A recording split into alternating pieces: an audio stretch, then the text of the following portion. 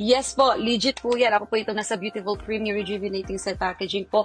Mahaba lang po talaga yung buhok ko dyan. And speaking of Beautiful po, maraming salamat po talaga for trusting me. And my loves, share ko lang din po sa inyo. Ako po talaga mismo gumagamit na po talaga ng Beautiful. Matagal na po akong user talaga. Na-share ko lang din po sa inyo.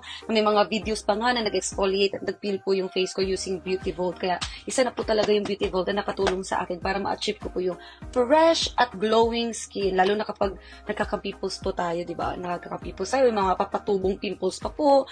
So, yan po talaga yung isa sa mga gusto ko po talaga sa Beautiful. Kaya ito na po talaga yung pinipili ko. Ever, ever, ever. Tapos ko lang pong mag-wash din ng face kanina po. Gamit po yung Premium Kojic Soap ng Beautiful. So, ngayon po, pupunta na po tayo sa Beautiful Toner. So, when applying po pala sa toner, gusto ko lang po ipapaalala sa inyo na sobrang konting amount lang po. Ayan. At